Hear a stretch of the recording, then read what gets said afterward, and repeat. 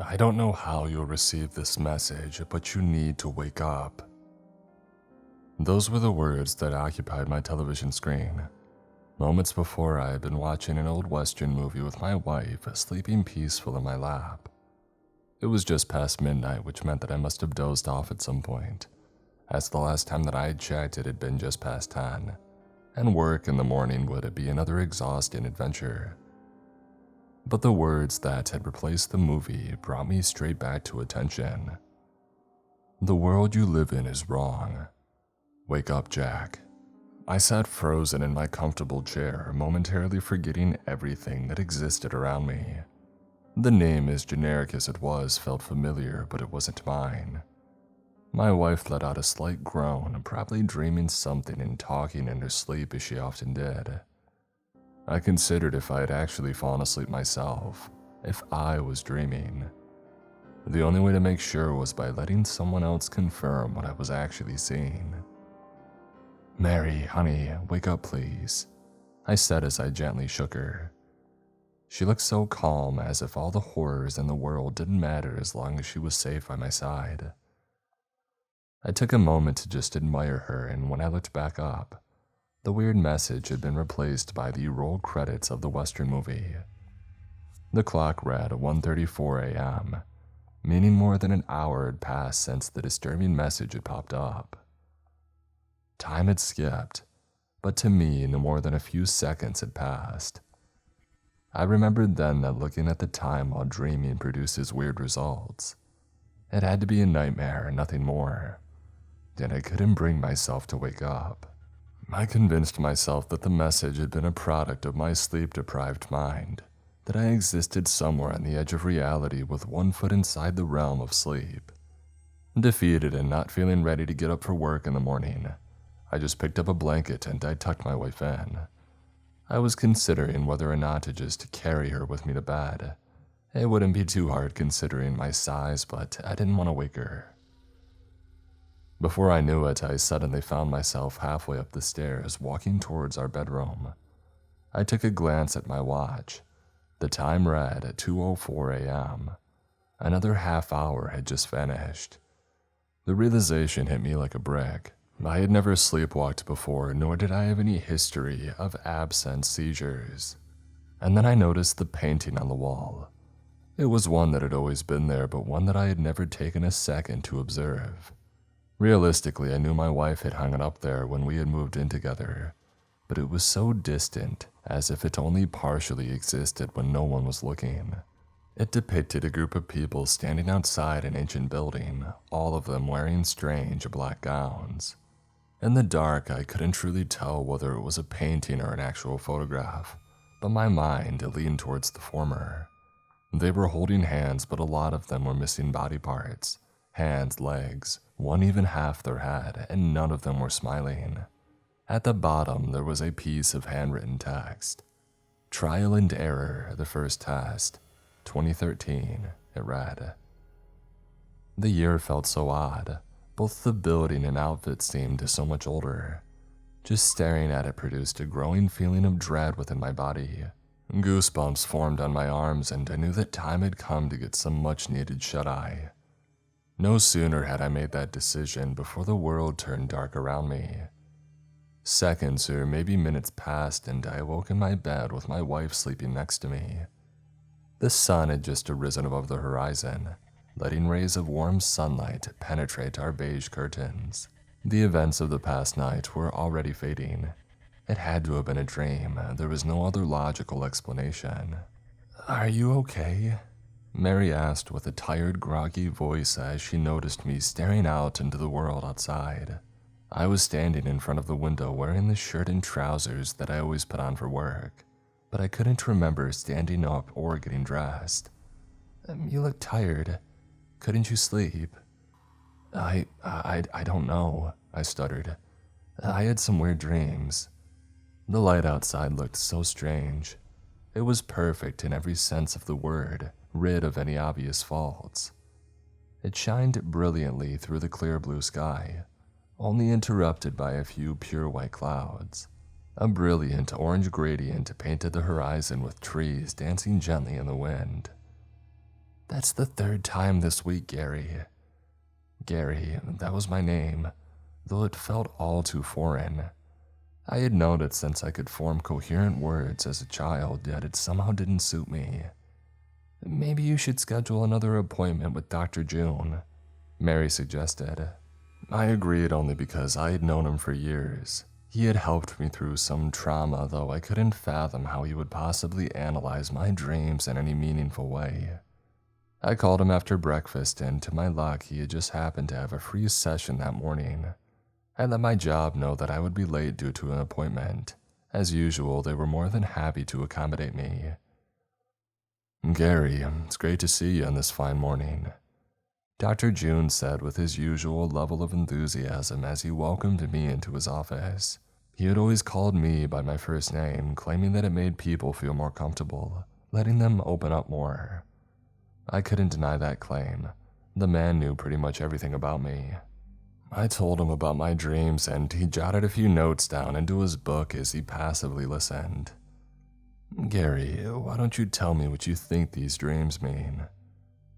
It was such an obvious question, yet I never saw it coming. I hadn't thought much about it. My concern was mainly getting rid of them and not understanding them. Though lately I had struggled to figure out whether or not they were truly dreams and not a twisted version of reality. It's like my life isn't real, I finally answered. Sometimes I have flashes, pictures of people that I don't know, but they all seem so familiar. I don't understand.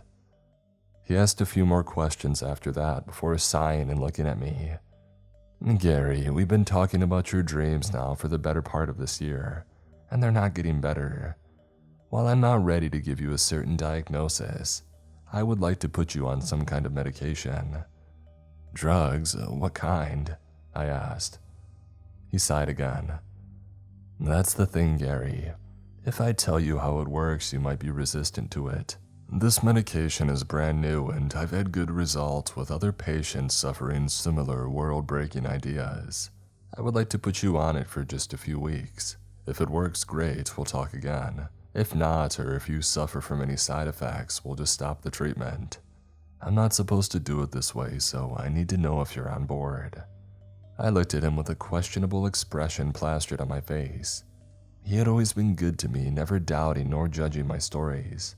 I trusted him more than most, so despite not being one to trust unknown drugs, I decided to give the treatment a shot. All right, Doc, you know best, I suppose. He handed me an unmarked bottle of pills with the simple instructions of taking one each day before going to bed. That was all that it would take to cure me of an undiagnosed disease that had been plaguing me for months. Once the session had ended, I headed to work on foot. My car was stored safely in a nearby garage, and I needed the fresh air to clear my mind. My mind drifted to the deepest parts of my mind, and as it did, the same weird flashes passed before my eyes. Images of people, places, and times that felt familiar, yet all too distant. They weren't mine, they couldn't possibly be, yet they were there. I was only jolted back to the world outside as I heard the faint sounds of somebody crying. It was a girl sobbing in the distance. Her voice echoed unnaturally through the busy streets, and while it took me a while to pinpoint their exact origins, I saw her standing in an alleyway on the other side of the road, ignored by the dozens of pedestrians walking by. I hesitated for a moment, worrying that it might look odd for a massive guy to approach a strange child, but I figured that I could help by at least calling the police or aiding her in finding her parents. Hey, are you okay? I asked calmly as I approached her. She couldn't have been older than 8. She wore a school uniform and had bright blonde hair. Where's your mom and dad? I asked. She looked at me with a mildly shocked expression on her face. They're not here. I want to go home, she said. Where do you live? She looked around herself. I don't know, I don't like it here. This isn't real, I want to go home, she repeated. What do you mean this isn't real? Nothing is real, my parents were gone. The new ones aren't the real ones. They are not my parents. No one is real. She was getting increasingly more upset with each question, but what she said struck an eerie chord with me. Before I got the chance to ask any further questions, I heard the sound of sirens appear behind me. A police car parked on the side of the road and a couple of officers emerged. "Joanna," one of them asked. The little girl looked at me. "Don't let them take me," she yelled with fear in her voice. "Hey Joanna, it's okay, we're gonna bring you back to your mommy and daddy," the policeman said. "No," she screamed in protest as he approached her. "You're not real, go away." I looked back and forth between the little girl and the police officers that seemed as confused as myself. "Hey, wait a minute," I tried to interject. "Sir, this girl is sick. She needs help." They argued back before I could make my case. But, "Just stay back, all right, we'll take care of it from here." She turned around to run, but there was only one exit out from the alleyway and it was blocked off by the officers. Though my first instinct was to help, I didn't want to get arrested or worse. They seemed genuinely interested in helping her, and logically I could understand why. But despite their actions making perfect sense, the situation just didn't sit right with me. "Please, don't let them take me away," she cried again. She was taken away before I could properly process what had happened. In my mind, I promised myself to call and check up on her. But once she was out of sight, it was as if my brain struggled to recall what had happened only moments before. Whatever the case, work beckoned and I had to go. It wouldn't be a particularly productive day, but my job entailed little more than tedious paperwork. Whether or not I was actually working, nobody would ever know as long as I pretended to look busy. Once at my desk, I pulled the bottle of pills out to study them. The box wasn't labeled, nor did it come with instructions. It was only a container holding 30 small, white, and indistinct pills. I rolled one of them between my fingers, trying to understand how something so small could possibly change my life. While the little pill lay in my hand, my computer screen suddenly came to life. It was a black image with a bit of text centered in the middle. "Don't do it, Jack." It lasted for a split second before going back to normal. Just that simple message, nothing more, nothing less. Whether they were talking about the pills or if they meant something else entirely, I didn't know. Whatever the case, I couldn't stay at work. I told my boss that I was feeling sick and, like the great man that he's always been, he let me go home early. Once there, I just collapsed on the couch in front of the TV. Mary wouldn't be home for several hours, working overtime trying to complete a project, but I didn't mind. I made my way to the fridge looking for some food. There is a plate of my favorite meal there prepared by my wife. "I know you're under a lot of pressure. I just want you to know that I'm always here for you. Hopefully this makes you feel a little bit better. Love you, Mary." I let a brief smile break out, the first one in over a week. She truly was the best thing that had ever happened to me. I needed to get healthy again, if only for her sake. A modicum of happiness built up inside me as I devoured the meal in front of the television, each bite as perfect as the last. On the side table beside me stood the bottle of pills, and the time for the first one was nearing. I picked it up and held it in my hands as I kept my eyes glued to the movie that I was watching. And then as I twisted the lid off, I felt a sinking feeling in my gut. And then the television screen turned dark, filled with little more than a simple sentence. "Don't take the pill, Jack." That was the last push I needed to bring me over the edge. I didn't know whether or not I had lost my mind, but I didn't care. "What do you want from me?" I shouted at the television. "Look at the painting," was all that I got in response. At first, I didn't understand what they meant. It was such a nonsensical message on its own, but then I realized how I had been extraordinarily fascinated by the painting on the stairs the day before. How I had been frozen in place before it for almost an hour. The black screen turned back to the movie and I put the bottle of pills down. I walked over to the stairs with the weird picture hanging on the wall halfway up. The sun had just set, casting eerie shadows throughout the house. It obscured the picture to the point where I still couldn't tell whether it was a photograph or a realistic painting. Time passed and it started getting darker outside. Still, I just kept staring, not sure what I was looking for. "Gary, what the hell are you doing?" My wife called as she found me standing on the stairs. "I've been trying to call you for hours. Why didn't you pick up?" Hours had passed into evening had turned into early night. It had just passed 11 p.m., and Mary had been stuck working overtime trying to get in touch. I had been standing there staring at the picture for hours. "The picture, where did you get it?" I asked. Mary looked at me dumbfounded before turning her attention towards the picture on the wall. A confused expression formed on her face and she approached me to inspect it. "I don't really know. I'd never noticed the picture before. It was always just kind of there." Her comment confirmed every bit of oddity surrounding the picture. I reached out my hands to remove it, but Mary grabbed my arms before I could reach it, stopping me. "Why are you stopping me?" I asked.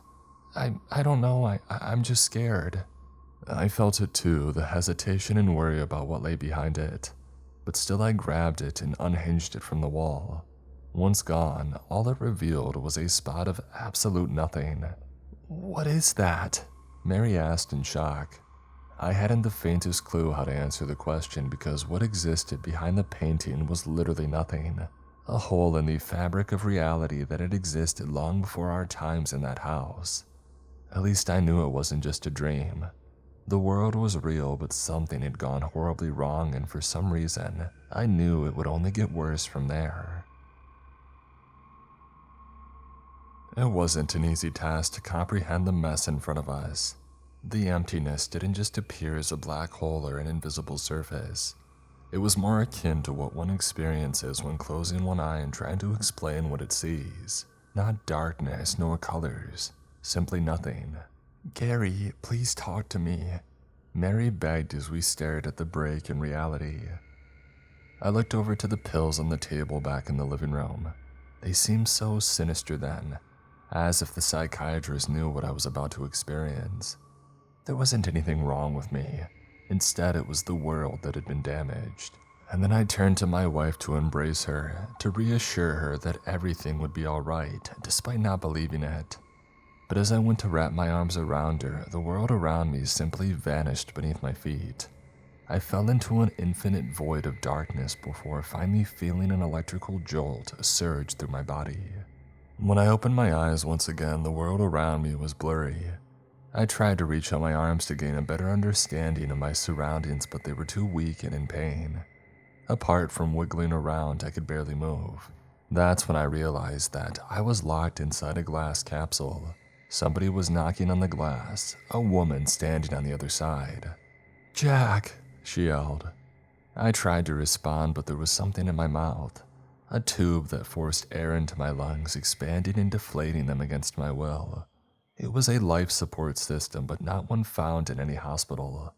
I used all my strength just to reach out my hands, silently begging for the person on the other side to save me. But before they ever got the chance, I was flung back to the reality that I had come from. Mary stood over me, trying to shake me awake. "Gary, please," she yelled as I regained consciousness. I was lying on the floor, soaked in sweat. I felt unnaturally cold, as if my body had been dead for hours, completely stiff and pale. "Did you see that?" I asked with a groggy voice. "See what? You just passed out." "There was a woman. She called me Jack," I said. "You were passed out, Gary. It wasn't real." I wasn't entirely convinced, but the memories were fading all too fast, akin to a dying dream in the early morning hours. For each second that passed, the images of the glass tank and the woman standing above me were disappearing from my mind. I redirected my attention towards the empty space on the wall. It was an impossible phenomenon, one that neither of us had the comprehension to explain. Before we got a chance to discuss the matter any further, a loud beep emitted from our television. We turned around, peeking into the living room where a single word had been plastered onto the screen. "Run." For a moment I just stood there dumbfounded and still unconvinced that I hadn't absolutely lost my mind. It wasn't until Mary spoke before I snapped back to reality. "What's happening?" she asked. I don't know." And then the screen changed. "They're coming," it read. "Gary." Mary tried to say, but we were interrupted by a loud knocking on the door. "Mr. Widmore, open up," a manly voice said from the other side. "What's going on, Gary?" Mary asked. "I don't know, stay here." I opened the door to find two men dressed in dark uniforms.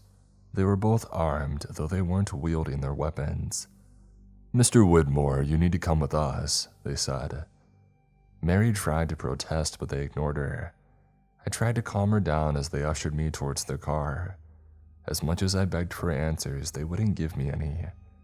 I turned around to say goodbye to my wife, at which point they violently grabbed my arm. "Take care of her," one of the men said. The other nodded in response before approaching Mary. She tried to walk backwards away from them, but the man was too fast. He gently touched her shoulder, causing her to freeze in place, her eyes lighting up with panic. "Leave her alone," I yelled. But it was too late. Mary had been frozen in place by an unseen force. Her shoulder was locked midair and whatever was affecting her seemed to be spreading. I can't breathe." She managed to get out before her entire chest had been locked solid. It was as if time had stopped only for her, freezing each atom within her body in place. "Mary!" I screamed. The two men pulled me into a car, too strong for me to even think about resisting. Once inside, one of them picked up a radio attached to the dashboard. "Initiate Protocol B7 at Stanford Street 7, the man said into the radio. A distorted voice responded, confirming the order. I looked down at my arm. Red marks had formed exactly where they had grabbed me. It hurt, even bruising as if somebody had lit it on fire with invisible flames. The sensation seemed to dig its way through my skin, filling my veins and spreading up my arm. "What did you—" I started to say as my words began to slur. The world before me went blurry, and before I could process what had happened, I fell into a black void of emptiness. As I lingered in my own unconsciousness, I saw flashes of places and people that I didn't know. Despite the unfamiliarity, they awoke an undying feeling of nostalgia within me. I felt at home, though filled with jamais vu. A voice called out through the darkness, breaking through the flashes. "Jack, wake up." And with that, I was thrown back into my own body. I was being held by the two men that had kidnapped me, and by the look of my surroundings, we were inside an elevator going up. "He's awake," one of the men stated matter-of-factly. "It doesn't matter, he doesn't have anywhere to go." There was only one button visible within the elevator, and no sign to tell us which floor we would eventually land on. Still, minutes would pass before the lift finally came to a standstill. The doors opened and I was pushed into a large empty room too clean to possibly exist in reality. All it contained was a few chairs and a desk covered in documents. In the back of the room, an old rotary phone hung attached to the wall with no visible cables connecting it to a network. "What is this place?" I asked without getting a response. They put handcuffs on me as they forced me to sit by the desk, none of them speaking a word. They just stood there with angry expressions on their face. "What do you want from me?" I asked. "Do you know where you are, Jack?" one of the men asked.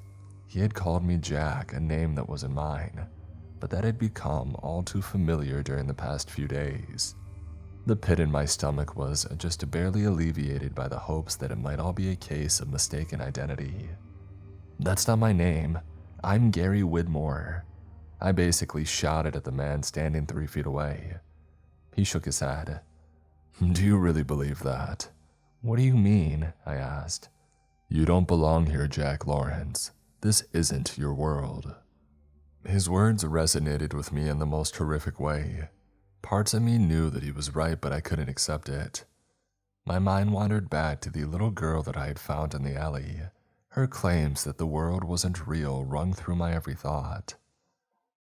"This world isn't real," I half asked, half stated. The men looked at each other, a brief moment of disappointment washing over their faces. "Our world isn't yours to destroy," he said while ignoring my question. "Unfortunately, as your awareness of your real life increases, the damage to your surroundings follows suit. It's our job to stop that from happening. Unfortunately, that doesn't leave us with many viable options. I looked around the room again. It seemed so clean, too simple to match reality. Not a speck of dust littered any surface, nor did it produce an echo as would have been the case in such a large and empty space. I felt as if the place wasn't trying to maintain the illusion of being reality. "What are you trying to say?" I asked, though I had my suspicions. "That you have to die, Jack." For whatever reason, the words didn't scare. Instead, my thoughts drifted to the girl again, the only other person that had gone through the same thing. "The girl," I mumbled. You took her too," I said. The men looked at each other as if mulling over how to respond to me. "She posed a danger to us all. We did what we had to do." "You killed her?" I asked, half in shock. He just nodded. "Though death remains an inadequate description of the process, simply killing your physical body isn't enough. Your entire presence in this world needs to be erased." I was conflicted. If our presence here would kill innocent people, I could hardly blame them for defending themselves. Still, she had just been a child, and soon I would suffer the same fate. "Why not erase me immediately then? Why did you bring me into this room?" "Because we need to know where the others are." "What others?" "The others like you. Intruders that belong in a different world." And with that, the man who had been silent up to that point brought out a cable attached to a syringe-like apparatus. He grabbed my hair and pushed my neck forwards to gain better access, before preparing to insert the thing. "Wait, please." But despite my pleas, they jammed the thing into the back of my neck. A surge of electricity shot through my body, paralyzing me instantly. I felt my mind disintegrate. The fabric of reality started to fall apart, revealing mere outlines of a world that never belonged to me. For a moment, I was connected to it, truly merged with each and every atom. For a moment, I could see everything and everyone in the entire world, with just a few strange identities separating themselves from the rest. I knew then and there that these people were like me, humans that didn't belong. And then, as soon as the ordeal had begun, the information was stripped away from me. I was forced into the wrong world that I had known for my entire life, back in the room with the two men. "We got it. Take him to the factory," the main interrogator said. The shock from what I had just seen sent me into a panicked frenzy. "Who were those people? Where are you taking me?" I shouted. They unbuckled me from the chair, leaving the handcuffs on. But as they prepared to take me out from the room, the rotary phone at the back of the room started ringing. The men stopped dead in their tracks. Their calm expressions turned to ones of absolute terror. For a moment they just stared at each other, and then the main interrogator nodded his head, at which point the second man diligently rushed over to the phone and picked it up. "Hello?" he asked nervously. The room fell silent as the man listened to the unknown voice on the other end. It was too quiet for us to hear, but the man's expression looked increasingly worried as the conversation went on. All the while, the interrogator just stared impatiently at his partner. After a brief minute that felt like an hour, he hung up and turned towards us. "Who was it?" the interrogator asked. "They called from the outside. We have to let him go." The main interrogator didn't even question the orders. He just pulled a key from his pocket and unlocked my handcuffs. "It doesn't change anything. We'll still eliminate the others," he said as he pulled the cold metal off my wrists. "Did they say anything else?" "Yeah, he has to visit this address," the man said as he handed me a piece of paper containing a street name and a room number. On the bottom, a strange symbol had been stamped on. It felt odd to look at, as if the mark only partially existed, vanishing from my mind as soon as I took my eyes off it. "He has to visit the core." "Are you sure?" the interrogator asked. The man just nodded in response. "And they told me to give him a message." "What message?" I asked. "I'll see you soon, Jack." Those were the last words the men ever spoke to me before they ushered me into the elevator. They looked angry, but more than anything, they seemed afraid of what was to come. I had been freed, but despite my miraculous escape from the facility, I didn't feel safe. After all that, I hadn't the faintest clue where I was going. But still, I had a sinking feeling of absolute dread building up within me, a certainty that no matter what I did, things would only get worse from there. As the elevator lowered me towards the ground floor, I looked at the address. I recognized it as a government building in the center of town, plain enough to fade from memory despite its massive size. I wanted nothing more than to just go home to see my wife, but the thought had occurred to me that even she might be a part of the illusion. I needed answers, and despite my trepidation about visiting the core, I had no other options. The time skips had all but ended alongside my obliviousness regarding the simulation. The phenomenon I had always thought of as an autopilot was simply gone, but with the awareness that I could suddenly see all the glaring holes in the reality that I had been living in. There were fractures in the fabric of reality itself, unknown to the entire population. Holes in the sky appeared and vanished in a split second.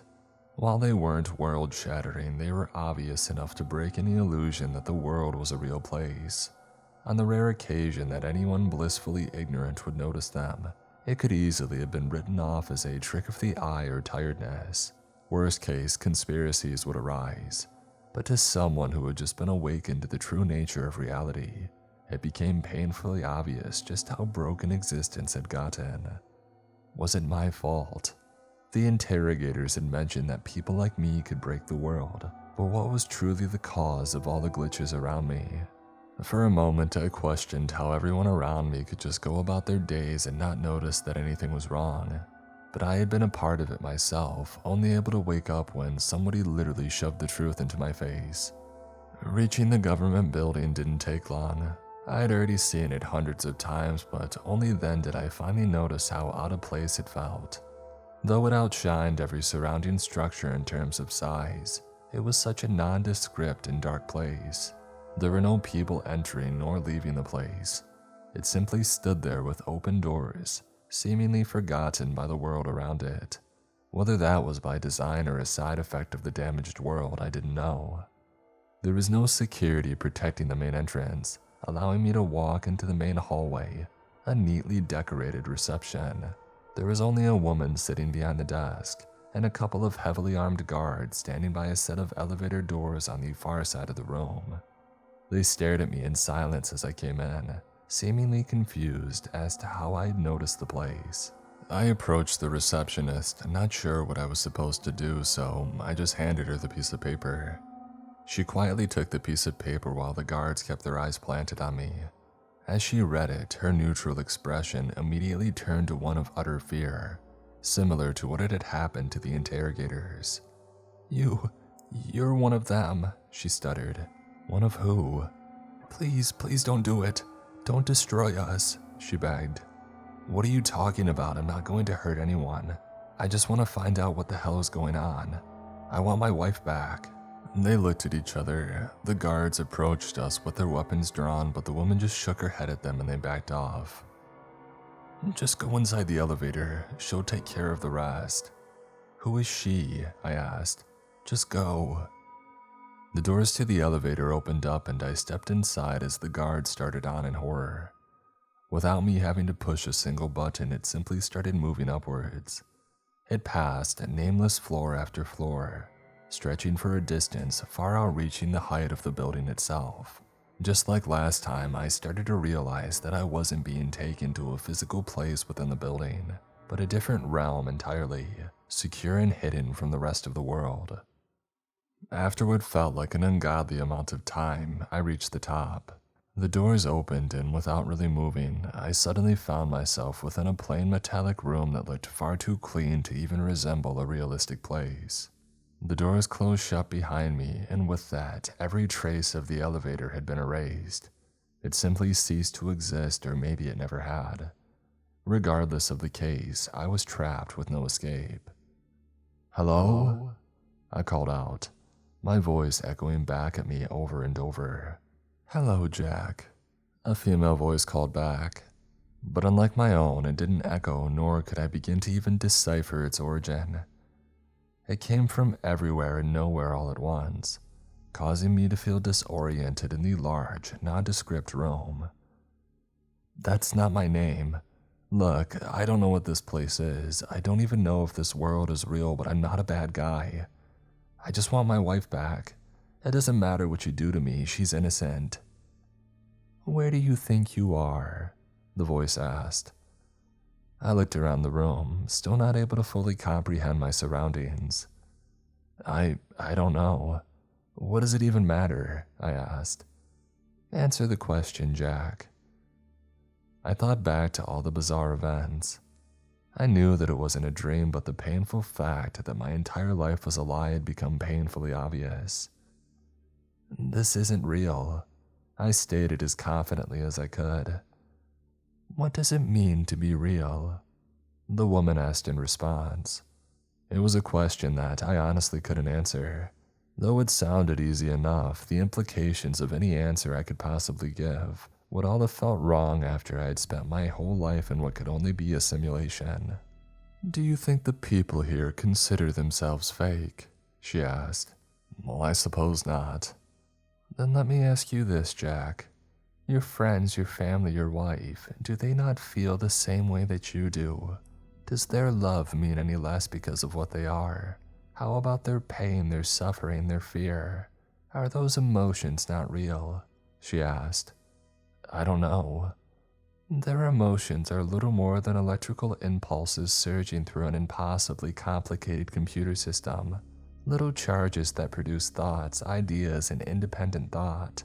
How is that any different from how your consciousness functions inside your brain? That's different. I tried to begin, but it was a thought that I couldn't logically continue. Yes, this world was created by the people in your world. But how do you know that your world isn't just another piece of the puzzle? The being that you've named God or the Big Bang Theory. How do you know that these aren't similar experiments conducted by creatures beyond your comprehension? While your universe might be on the highest level of creation, you can never know for sure, just like the people here. I had so many questions left to ask, but one stood more prominent above all others. Why are you telling me all this? Because, Jack, your wife is threatening to end this world unless we let you go. Your very presence and that of the people like you will eventually fracture the fabric of our reality. That is why I need you to leave. If leaving is an option, why try to kill me in the first place? I asked, getting angrier by the minute. She paused for a moment, allowing the deafening silence of the room to sink in. None of it felt real. As the seconds ticked by, I started to hear the sound of my own heart beating. Because creating an exit leaves us exposed, it would be safer to just destroy you. She had said it so matter-of-factly, reducing me to little more than an afterthought. We don't have much time. Your wife is looking for you, she said. Mary? But I saw her, those men, they did something to her. I said with a shaky voice. Mary is not your wife. You're wrong. I remember her. We have a life together. You did have a life together, but that life never belonged to you. I was overwhelmed by the information and thought that it was breaking my heart. I didn't struggle to believe it. Every odd occurrence, the weird flashes, the dream about the weird glass capsule, the world that I had been living, it wasn't real. But it wasn't a dream either. It was just a place that I had been sent. But why or how, I didn't remember. I took a moment to breathe, wishing that I had been left in ignorance to stay with Mary. But I didn't want the one waiting for me in the real world because I didn't know her. What if I don't want to leave? I asked. If you stay here, everyone will die. She was right. Just like the interrogators had said, my presence and that of those like me was dangerous. I had to leave. You can ask me one more question, Jack, but then it's time to go. I only thought about it for a second. If I was to leave everything I knew and loved behind, I didn't know where I was going. Who am I? Your name is Jack Lawrence. You're 29 years old. You worked as tech support for a law firm. In 2015, you went missing after a traffic collision on Glover Street after a fight with your wife. The doctors who treated you pronounced you brain dead, but after your wife demanded a second opinion, you were sent in for a special treatment, where you were falsely pronounced dead. You do not belong in this world, Jack, and your knowledge of that fact has put this world in danger. None of the memories rang a bell, yet I could see vague flashes of them as the woman spoke. They were so foreign, scary. It's time to go. Wait, I begged. What about the others? I mean, the other real people. I will destroy them. You're going to kill them just like that. Wouldn't you? If a handful of people had to die to save billions, could you not make that decision, Jack? She wasn't wrong, but I couldn't accept that I would kill anyone that easily, as true as it might have been. This is your last chance. You have to leave now, she ordered. How? You'll know as soon as you leave the building. And what about Mary? She'll live. But once you're gone, every trace of your existence here will be removed. To her, you never even set foot in our world. She will live on as if you never met. The entire world will forget you as soon as you step through the gateway to your own world. Goodbye, Jack. And with that, the voice vanished, and I found myself back inside the elevator heading down. The transition had been so seamless, as if the room had never even existed. After all that, I still hadn't the faintest clue who I had spoken to, or whether or not that they were even supposed to be human. But regardless of who she had been, she was right. No sooner had I set foot inside the elevator before I knew how to escape. There would be a portal created in the very same place that I met Mary down by the pier where we had first met. I had been daydreaming, bumping into her, which caused her hat to be caught by the wind and blow into the water. Feeling embarrassed and partially wanting to impress her, I climbed down, naturally slipping on the rocks and stumbling headfirst into the sea. She laughed, and I never did end up finding her hat. So to make it up to her, I invited her out for ice cream. That's where I had to go. The main source of my happiness would be the place that took me away. Once I had reached the lobby, the guards just stared at me as if they had seen a ghost. Their faces turned pale and their hands trembled. They were terrified of me. Why are you afraid? I just want to leave. But that's when I realized that my disguise as one of them had been shattered. They had always known that I was dangerous, but only then did they realize that their world was a simulation. I looked down on my hands and they were messed up, glitched as if my own body was disintegrating. I couldn't hide anymore. I knew it. I just never believed it. One of the guards said, "It's all pointless." And with that, he lifted his gun to his own head and pulled the trigger without hesitation. Blood, bone, and pieces of brain splattered onto the wall behind him as the second guard fell to his knees in shock. The receptionist just cried as she saw me, finally knowing that her entire world was a lie. From that moment on, any person that saw me, even for the briefest of moments, would know what the world truly was. I had to find a way to cross the city without shattering the world, but it was a futile task. Though not everyone that saw me reacted with fear or despair, some even laughed, while others didn't even seem to care. Right then, I was happy that the world would forget me, but that could only happen if I left as soon as possible.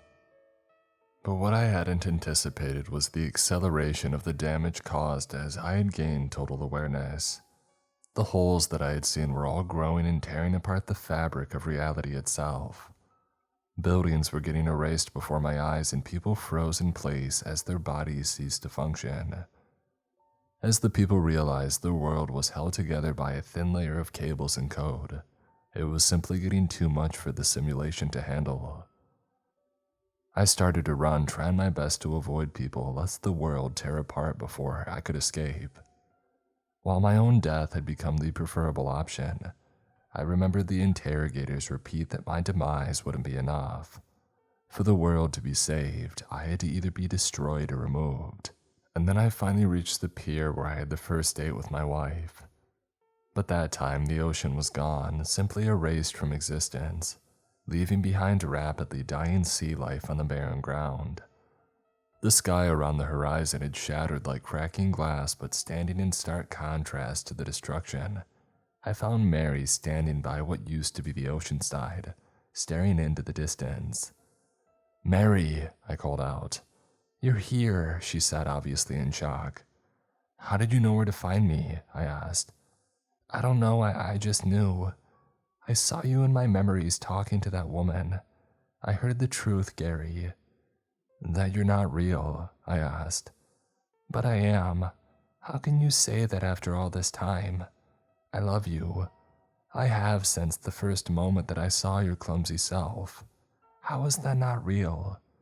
Just because this isn't your world, it doesn't make our experience any less important." I grabbed her in my arm, her body pressed against me as tears welled up in my eyes. We had been through everything together, but staying behind would have ensured both of our demises. "I don't want to go," I sobbed. As I uttered those words, a hole formed at the end of the pier. Unlike the rest of the damaged, loud world, the hole was perfectly calm, a perfect black void to end it all.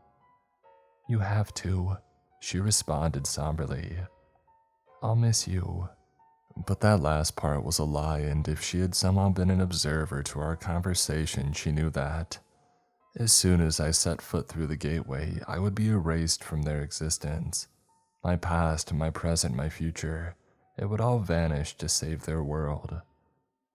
"I love you, Mary." "I love you too, but you have to go now. You have a life out there, a wife. Don't live it wishing that you were here. Don't give up on your real life." She gave me a final kiss before she let me go. The cracks in the world were finally reaching a critical point where everything was falling apart.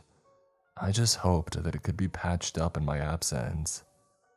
"Go," Mary whispered. I ran towards the exit, giving Mary a last glimpse as I dove through the hole in reality. And then it was all gone. I fell through an infinite void as my atoms were stripped away from my body. I tried to let out a scream, but without a physical body, I could do nothing but suffer in silence. But whether an eternity or a single moment had passed, I wouldn't regain consciousness until I found myself back inside that glass tank, filled with a strange liquid that I couldn't identify. There was still a tube stuck inside my throat, pumping air into my lungs and keeping me alive. Through the glass, I could see a woman fumbling around with some buttons. "Hold on, Jack," she screamed as she noticed that I had awakened.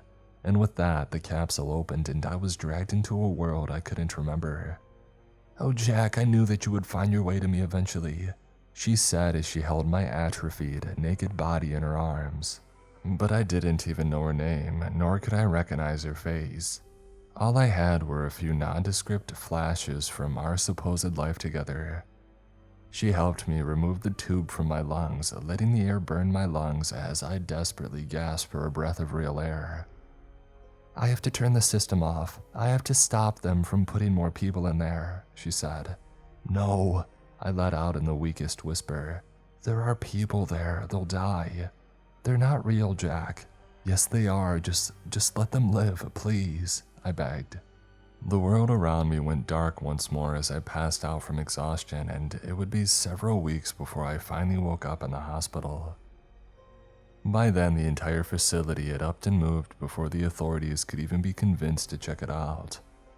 While my wife had spent a considerable amount of effort finding the place, she just couldn't do it again, meaning that there was nothing I could do to protect the world that I so dearly missed. During the next few days, I was introduced to old friends and family. I even had a son, one of course I couldn't recognize. To me, he was just a kid that I had never seen before, barely 7. It might make me sound like a bad guy, but I felt nothing for them. I just wanted to go back and see Mary if she was even still alive. Not that it made a difference because she wouldn't remember me. I would just be another strange face on the street. The life I knew had ended, and I had been trapped inside the harsh truth of reality, and I didn't know if I could ever get used to it. I don't know who decided to trap me inside that place nor why. All I know for sure is that there are more people trapped inside there, and they need help escaping before the core can destroy them.